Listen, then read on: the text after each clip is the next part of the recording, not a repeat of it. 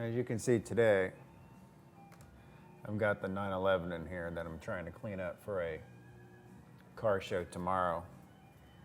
And it's probably not the kind of car show that this car really belongs in. It's a blues festival / car show in another town. So probably mostly American muscle cars, hot rods, classic cars, Corvettes, Camaros, that sort of thing. So I'll probably be the oddball out, the odd duck there. But I've been there before. It's been like 10 years since I've been there. So I figured I'd go back and see what's what. So I'm going with a couple other people. So yesterday, I just kind of cleaned the car. I clay barred it. It really needed some attention. Now I'm trying to clean the stone guards here. I don't know if you can see it, but they've got some weathering here along the sides. They're just dirty, a little bit of fading and stuff. So I think I'm gonna start off with, I've got some rubber cleaner, but it's really rubber and vinyl plastic. I thought one of the things I'd talk about today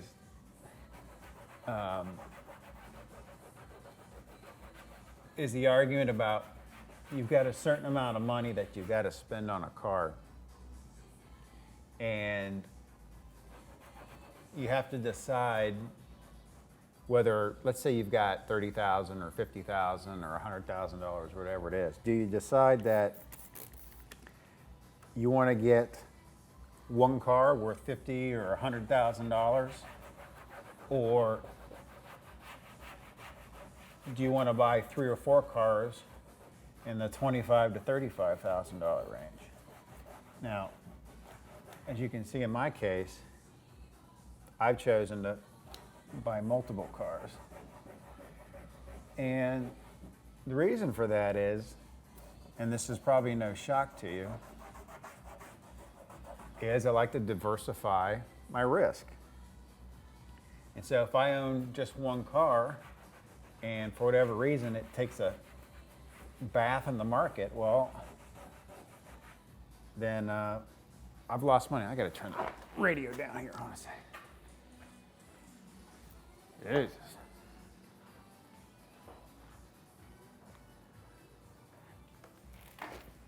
So I don't really like to have just one car in the stable if I can afford it. I'd rather have 2 or 3 other cars that add up to the price of one really expensive car. Now, about 6 weeks ago, I had thoughts of selling the 930. This will throw you for a loop. I had thoughts of selling the 930 and getting McLaren MP412C. There was one for sale that was in lime green or whatever special color or MSO color that McLaren calls their green. But it was in lime green, it was fully optioned. I mean, it had all of the carbon fiber parts that most people don't get, plus a few other things, the lightweight wheels, carbon brakes, all kinds of stuff. And I thought, those things were, those were like $300,000 new. Now they're half price. Where are you going to get a 600 horsepower legitimate supercar for any less expensive than that? And I still think those cars, the 12Cs, are way undervalued in the market right now. They build them and then they quickly replaced them. They had 650s and now they got 570s. They got 675 LTs. And so they were replacing them about every 2 years with a new model, updated model. And so people wanted to get rid of the model they had and go get the new model. So it's hard to find another car out there in the $150,000, $175,000 range that's going to give you more performance and more exclusivity than that. I mean, you pull up to a stoplight or a car show in a McLaren, you're somebody. So I had thoughts of doing that for a while, but by a while I mean about a week to 10 days, however long the eBay auction lasted. But then I decided against it. It was just too much of a hassle, and I probably have to put money into it. I don't think this car's worth that much. I was looking for like an even swap out. But the, you can see the dirt coming off there, rubber cleaner. But the same logic still applies, that you want to buy something that's as undervalued as you can find to maximize your purchasing power. You don't want to buy something at the top end. You don't want to buy something that's really new, because you're going to pay too much for it. That's why I don't buy new cars. But yeah, I mean, I could sell this car. I could sell the M3. I could sell the Cayman, and I could get I could get a supercar. I could get a newer Ferrari, or I could get a McLaren. I could get a Lamborghini. I don't know if I could get an Aventador. I could easily get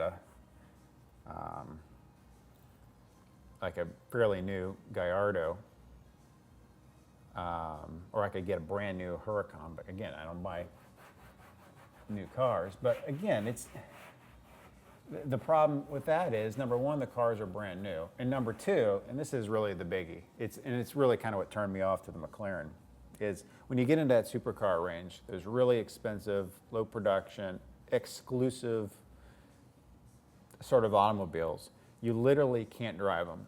I mean, you drive them just a couple thousand miles and you're just pissing away equity in the car. I was on eBay a week or two ago, and I kind of challenged myself. I said, okay, I'm going to try to find the highest mileage Ferrari being sold on here that's a model year newer than year 2000. So any car that's 15 years old or newer. And literally, the highest mileage car I could find was like 21,000 miles. It's just ridiculous. So, I believe it or not, you might find this hard to believe, but I do actually like to drive my cars. It's just with the M3, I've had so many small projects I've needed to do on it that it's just taken up a lot of my time, and I'd rather get all that stuff done before I start driving it more, especially protecting the paint and stuff like that. But you can't drive a Ferrari. If you buy a 430 or a 488 or something like that, you drive it 1,000 miles a year, that's too much. That is too much, because when it goes time, if you have to sell it, your car is going to be the highest mileage car on the used car market. And nobody's going to want that one. They're going to want the other ones that are lower mileage. And so that means you're going to have to drop the price on yours. And again, that's not a good bargain. I'm into bargains, man. I'm a cheap ass to the core. I'm so tight I squeak. So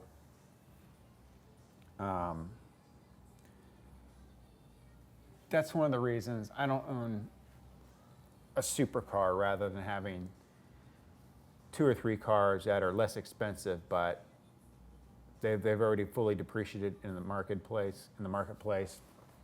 If anything, they're appreciating, so they're not eating hay in the barn, so to speak. And truth be told, if I had more garage space, I'd probably try to find another car. I'm not sure what it would be. I was looking at 928 S4s.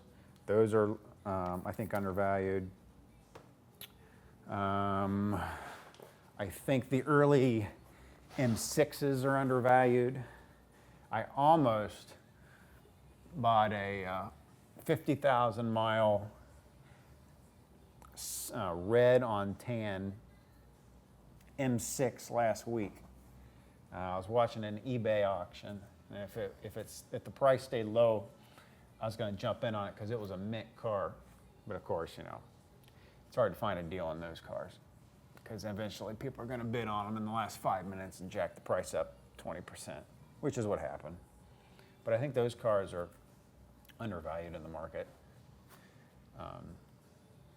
But I think it makes a lot of sense to have a fewer less expensive cars than one really expensive supercar, if you want to get the most bang for the buck. Because look, if you ran into money problems and you had to sell something, one of your assets, to get money out of it, well, it's not like you can sell 1/3 of a supercar. Let's say you've got $250,000 tied up in a Ferrari, but you need $40,000 to do something with.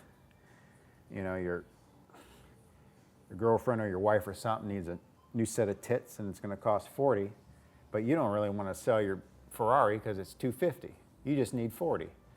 Well, you can't break the car in half. So if you've got a number of cars, worst thing you could do would be to sell them all. You don't want to do that, but you could sell one of them. You might have one that's worth 40. You might have one that's worth 60. You might have another one that's worth 80. So you could just get rid of one and you still have two cars, so you're not completely out of the ball game. So I just like the flexibility of having more than one car, even though they might not be as desirable or as expensive or as exclusive as a more prototypical supercar. Not that supercars aren't great. Look, if I could afford a McLaren, I would have a McLaren. There's just no two ways about it. And there are people who can. They buy a brand new McLaren or a Porsche 911 Turbo. They get the latest and greatest. They option it up. They pay $180,000, $200,000 for it or more.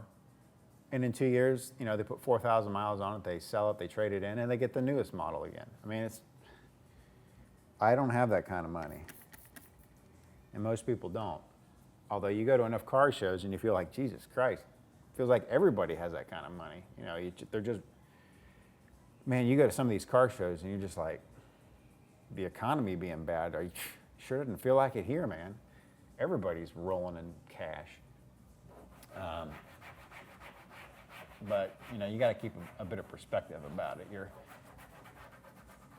You're in a very small market where everybody's congregating at the same place at the same time, and they're all into the same things, and so everybody's got some money. You see that when you go to the auction houses like Sotheby's and Bonhams and all that stuff. So that's one of the reasons that I don't have just one car. And so I've gotten lucky on this car, obviously. When I bought this car 13, 14 years ago, it was fully depreciated. I mean, they were nice, and I thought they were undervalued in the market because of the first turbo. They had the wide hips and all that stuff. But I paid low 30s for this car, and that was stretching it. I mean, when I was telling people I paid low 30s, they're like, Jesus, man, it better have been a mint car, because you could get them in the mid to high 20s. And so I really wanted a nice one, so I had to open the piggy bank to get it.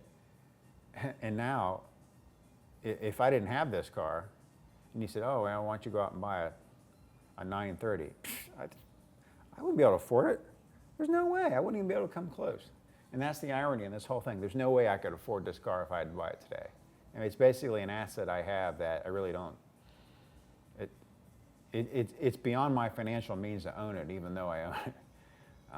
But I got lucky. Well, I wouldn't say I got lucky. I was smart about it, like I said. There are no guarantees, but there are certain cars I think that stand a better chance of doing better in the market than others, and I thought this was one of them. And I think the E46 M3 is going to have its day. 928 S4, I think that day is coming. That car, put it in perspective, the 928 S4, this is an 88. This stickered about, I don't know, $70,000 in 1988. An 88 928 S4 stickered for like 75, so it was actually more expensive now. Okay, so we're almost comparing apples to apples. Same model year, same manufacturer, same kind of type of sports car. That's a little bit more of a GT, but I mean, they're appealing to the same audience.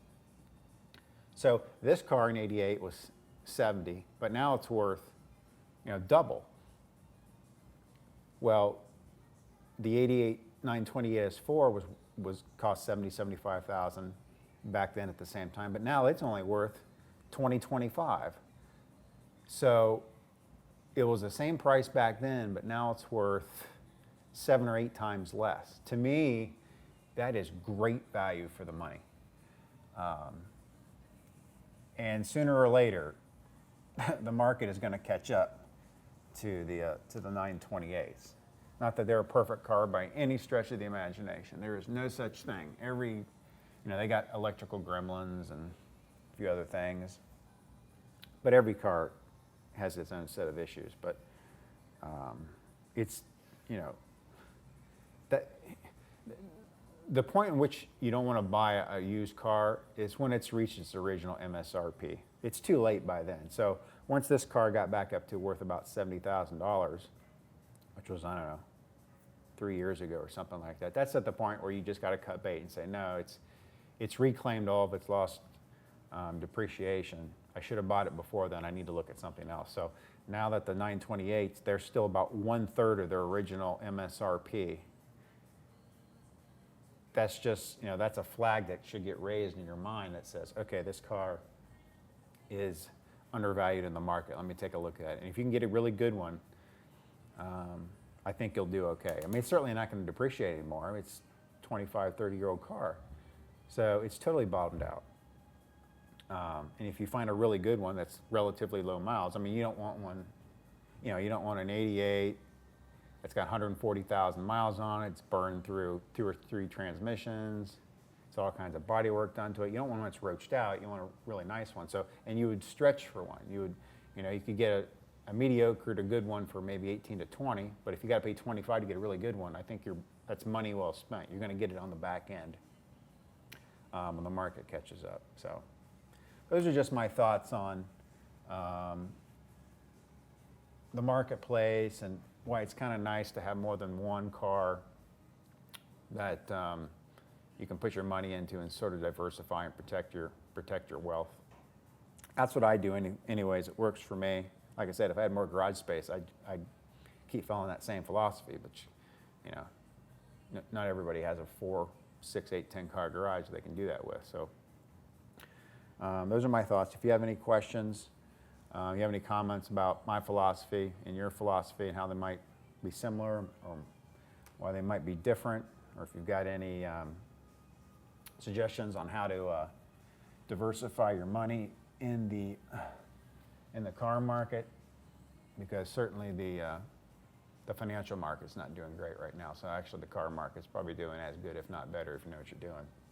So let me know, tell me what you think. Let me know what you guys do out there.